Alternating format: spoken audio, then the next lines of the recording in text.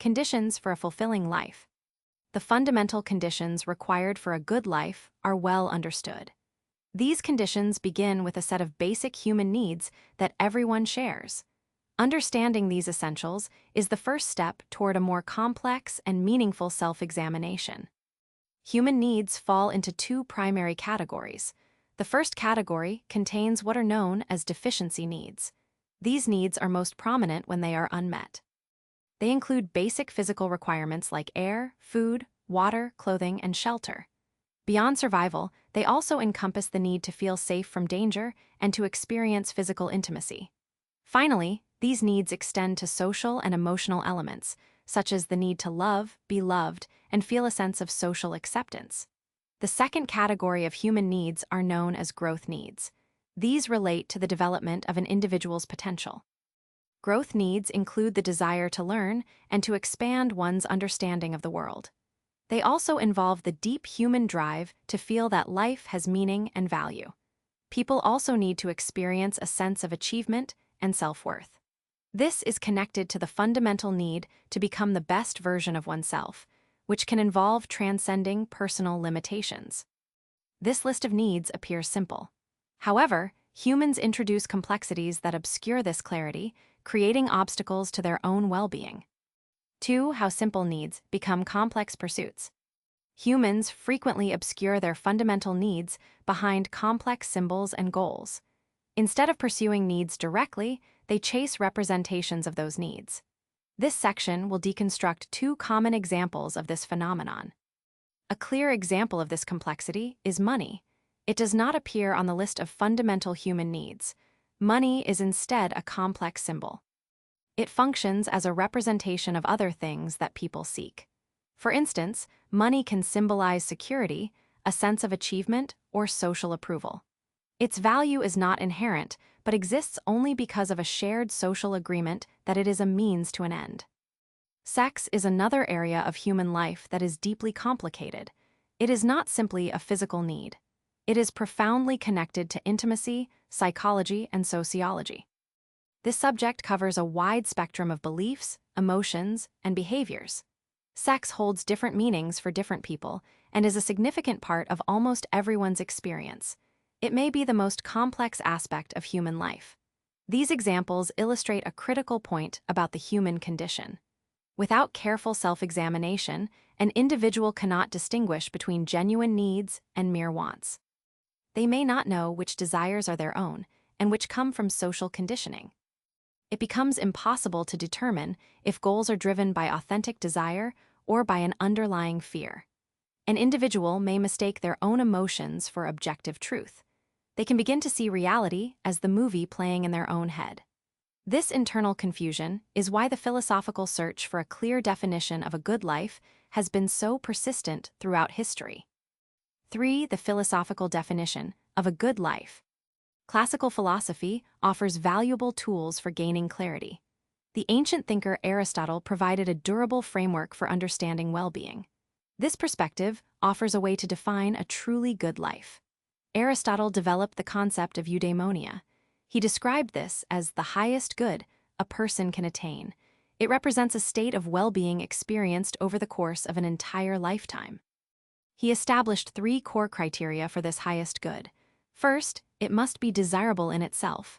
Second, it is not desirable for the sake of achieving some other good. Third, all other goods are ultimately desirable for its sake. Aristotle believed these 3 criteria were necessary but not sufficient. He stated that a 4th requirement was also needed. This requirement is good fortune. However, a person's actions can influence their own luck. Living well through reason and virtuous behavior increases the likelihood of fortunate circumstances. This supports the idea, as expressed by Joe Ricketts, that harder work often leads to greater luck. Good fortune alone does not guarantee a good life. According to Aristotle, bad luck can and does make life difficult or even miserable. Yet no situation can rob a life of dignity and meaning unless a person allows it. A good life is therefore both the process and the result of living well. Happiness, in this view, is the outcome of living a rational and virtuous life. This classical ideal often conflicts with modern societal messages. These external narratives can actively disrupt the pursuit of well-being. 4. The conflict between societal ideals and personal happiness. A significant obstacle to happiness lies in the misleading narratives perpetuated by society. Many commonly held beliefs about what defines a good life are incorrect. This section will analyze the conflicting messages people receive and their detrimental effect. Society promotes intensely contradictory ideals. It simultaneously glorifies external markers of success. These include the accumulation of wealth, the exercise of power, and the attainment of fame. At the same time, society advocates for internal states of being. It promotes the idea that happiness can be found through simplicity, gratitude, and living in the present moment. These mixed messages create significant confusion. This conflict leads individuals to chase one ideal while feeling guilty for not pursuing the other. This cycle ultimately changes the nature of happiness itself. It becomes an external commodity to be purchased or achieved. It is no longer viewed as something that can be found within. Individuals internalize these stories from their culture. These narratives shape personal goals, whether they concern financial success, a perfect family, or public recognition. These ideas are not formed independently, but are absorbed from society and upbringing. While some of these goals may resonate with an individual, many are merely surface-level distractions. They pull people away from real happiness. Identifying this problem of external influence necessitates the personal work required to find an authentic alternative. 5. Forging an authentic path to fulfillment. Self-reflection is the essential and practical step toward building a meaningful life. This internal work is not an abstract exercise. It is the process of moving beyond external scripts to uncover one's personal truth. This process involves the active work of self-inquiry. A person must take time to question their own goals and ambitions. It is vital to differentiate between ambitions that align with core personal values and those absorbed from external sources. Following common societal ideals often leads to disappointment. This is not because those ideals are inherently wrong. It is because they frequently fail to address deeper human needs. These common paths often miss the fundamental requirements for connection, purpose, and authenticity. A life built on them can feel empty as a result. Defining a good life requires moving beyond a pre-written script. This means a person must be willing to let go of certain fantasies. It also requires the courage to face uncomfortable truths about oneself and one's desires. This is the only way to build a life that is genuinely one's own.